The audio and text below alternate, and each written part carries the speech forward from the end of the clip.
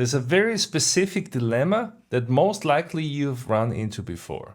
You play over a chord progression and backing track, and everything is fine. You know, you play the pentatonic scale over it, but some of the chords, they don't seem to fit into the scale that you're playing, especially if you try to play like a minor scale, you know, with 7 notes, then suddenly there's this one chord that just does not fit. And you're trying to figure out what scale fits this chord progression, and you just can't find the right scale. Does that sound familiar?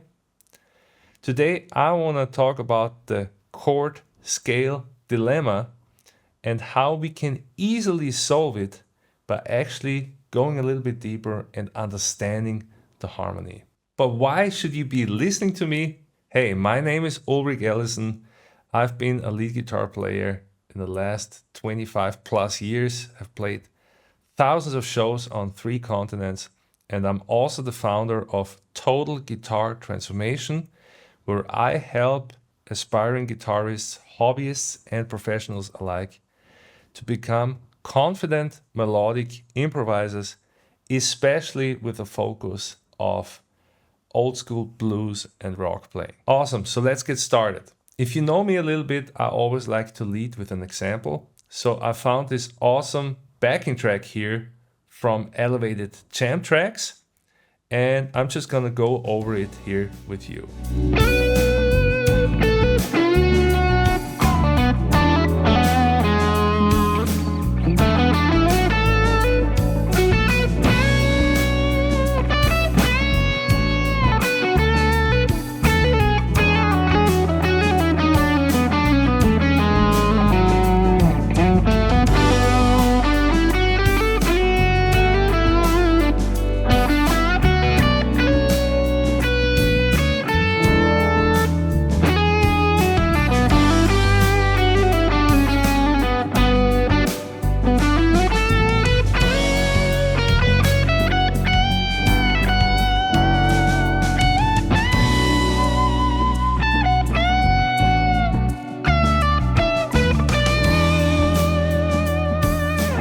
All right, so let's have a look what's going on here. Could you hear the problem? Could you hear what I was talking about here? So we have a chord progression here where the first half is based on B minor 7 to the E9. And if you know a little bit about improvisation, then you probably recognize that this has a Dorian sound quality. Huh? So we got the Dorian progression of B minor, right, to the E.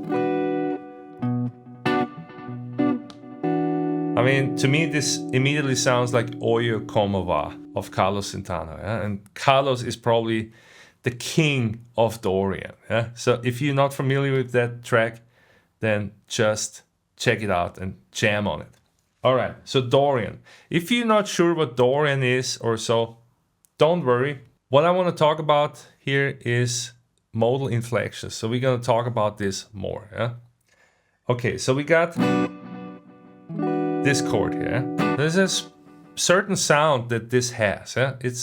I would say it's like a bluesy minor sound. Yeah? That's the way I'm hearing it. It's very bluesy still. Yeah. All right. So then let's keep on moving in the progression here. Then suddenly here we have a G chord. So this seems to be a different emotion coming in there.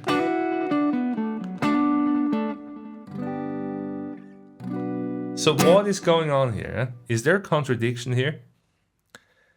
The solution lies in breaking down the actual harmonic foundation of this tonal material here, which in our case is the chords of D major. D major is the relative major of B minor. Same chords, same harmony, really. And so let's just go over it together. Huh? So we got D major, then we got E minor, we got F sharp minor, we got G major, got A major, and we got here our B minor again. So let's go up here to finish it off. So we got here C sharp diminished before we land on the D major again. Yeah? So this C sharp diminished, by the way, is created because we are a half step below the root note here of the D major.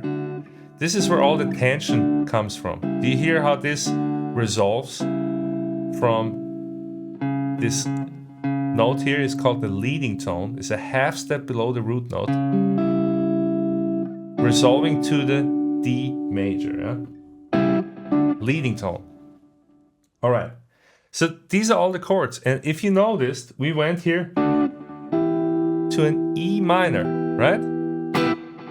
So why in the world is elevated chant tracks allowed to use an E9 there, yeah? Which, you know, if you know a little bit about harmony, an E9 is like an E7 has a major third. Then we could also play E major here. It would be the same thing pretty much, yeah? You hear the similarity? Versus? So it's the same thing. We have an E major here. Why are we allowed to do that? Well, first of all, music is not like a rule book to follow, you know, like you have to follow the driving manual to stay on the road. It's not like that, yeah. Music is an art form, yeah. But the explanation for this is that we have a little modal inflection here on our 4 chord. And like I mentioned already, this is our Santana progression, yeah. So what we need to know here is that whenever we are in a minor key and we have a major chord on the 4, that we are entering this Oye Como Va Dorian territory. Yeah? And what is the note responsible for that modal shift? Let's check it out. Because we could just go and play the B minor pentatonic over it and we'll be all fine. Let's try this out. Right?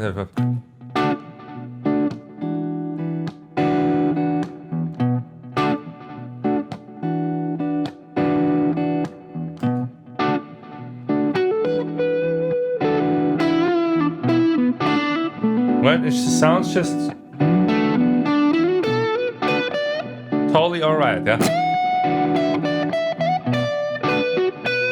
But now I'm gonna add this Dorian note, which is the major third of the E major. What note is that? That's a G sharp. So let's see what happens when I add that. Do you hear it? How I'm now outlining the major third of the E major, yeah?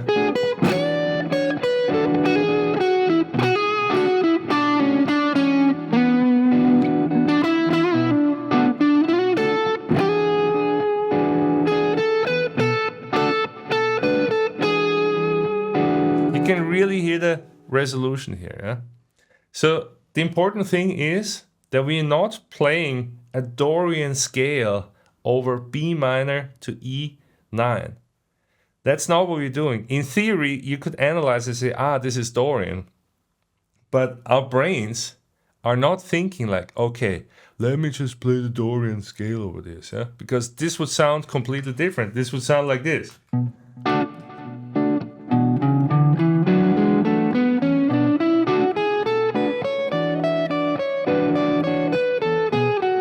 Do you hear the difference? So on the first example, we're really hitting the right note at the right time to outline the change to the E9. On the second example, we're just running the scale up and down. This is very, very important. Because I really hope that if you want to become a melodic improviser, that you're gonna use the first approach and not the second. All right. So now that we have the Dorian note, the G sharp, we need to talk about this next chord here. And that is the G chord. Yeah? So we got a G chord here. And obviously the G sharp is not gonna work very well. Yeah? Let's try this on the looper. Imagine you have a G major ringing like this, and then I play this G sharp over it.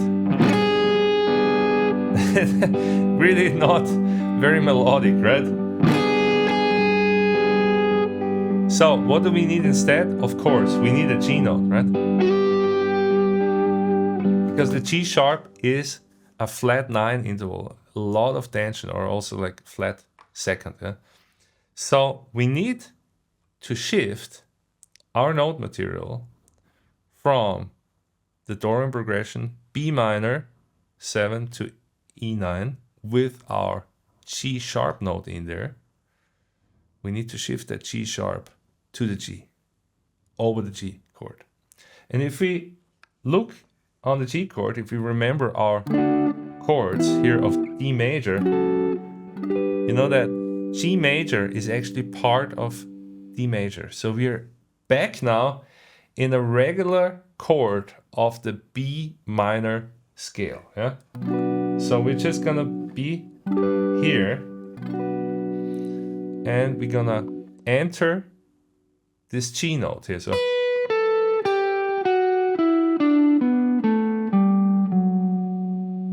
into this, yeah? All right, so let's try this out over the backing track. Let's actually try both approaches, because that's the key here of this lesson, is that we are not in a dilemma anymore between chord and scale, because we understand that we can play the B minor pentatonic over the whole progression. We're just blanketing, basically. Yeah? We're playing the B minor and the E7 and then the G. And the B minor pentatonic all works out because it doesn't go into the nitty-gritty of outlining those color notes, those Spitz notes. Yeah? But if we were to play a regular 7-note scale, then we need to play a G sharp over the B minor to the E7, and we need to play or shift to the G note over the G major 7. That's the one note we need to be careful about. And this is a sixth in this chord progression. Yeah?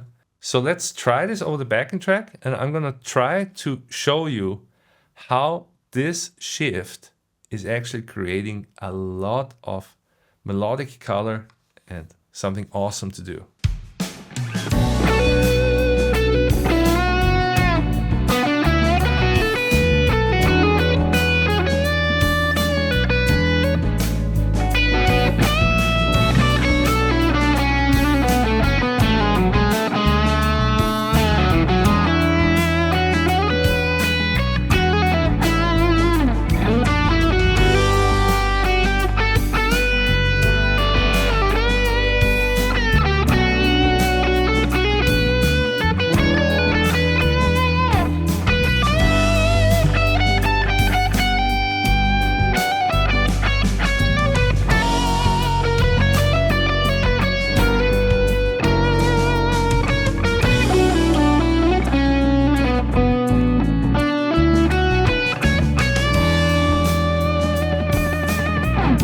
All right. Yeah, could you hear it? Suddenly things get so sophisticated and melodic, right? Because we're not stuck in a scale anymore, but we are dynamically moving along with the chord progression. And you know, there's all this fancy terminology like chord tone soloing and hitting the triads. And this is all empty gibberish to me, because what it's really about is this, and this is something else. It's voice leading. It's understanding the harmony and getting from one chord to the next in a very artistic, artful kind of way, hitting the right notes at the right time. And speaking of that, you might have noticed that I did another little thing here at the end. When the F sharp came in, which here is like an F sharp 7. So that's again a major chord. Let's check. Do we have an F sharp major chord in D major? Again, we don't, yeah? So this F sharp major usually would be an F sharp minor, but because it's the 5th chord of B minor,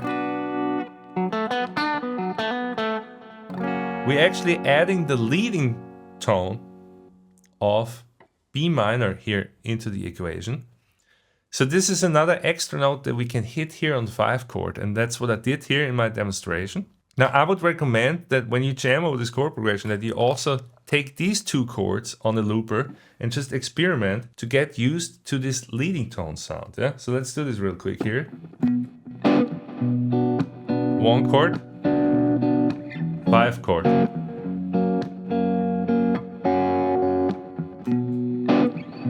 We're here.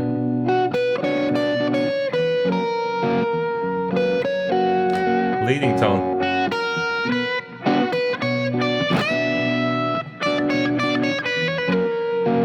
Leading tone, it's an A sharp note.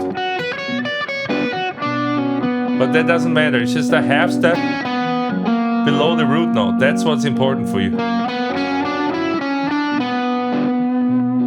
Can you hear this awesome color? And again, Carlos Santana is someone that uses this color a whole bunch. I'm sure you recognize it. So this leading tone is another note to incorporate here on the 5th chord. If you do both those things here on this particular progression, you're gonna get so much color and melodicism out of these chords. I hope you found my today's lesson useful, and I hope this will be another impulse for you to study voice leading more than just studying theory of triads and scales, which obviously it's great to have your foundations, but at some point you need to go a little deeper and really understand the harmony and the voice leading. And in that sense, I want to turn you on to my brand new melodic chordal soloing course that I just released, where I'm breaking down one of the most powerful chordal approaches for melodic lead guitar playing, the Hendrix chordal style. And I'm breaking it down in a way where you can really watch the whole course and then within one day start implementing this into your solos. There are some tabs included and some fretboard diagrams and some work guides. So you'll really be able to implement this into your soloing and your practice. I'm going to put the link down below here. Right now, the course is on a sale, so it's a perfect time to get this and start working on your melodic soloing. If you are someone who wants to play with more melodic freedom, but you've been struggling to put together all the puzzle pieces, then I've got the perfect solution for you. Introducing my melodic chordal soloing course that will break down the Hendrix chordal style for you as a must-know melodic device of your improvisational toolkit, including tabs, fretboard diagrams, and practice worksheets. Click on the link below, start working on it today, and by tomorrow, you're gonna hear results. Awesome. So in that sense, I wish you all the best. Since you're still here on the channel, you can watch this lesson next here. This is also a very important puzzle piece. And I'm just gonna be jamming on the backing track a little more.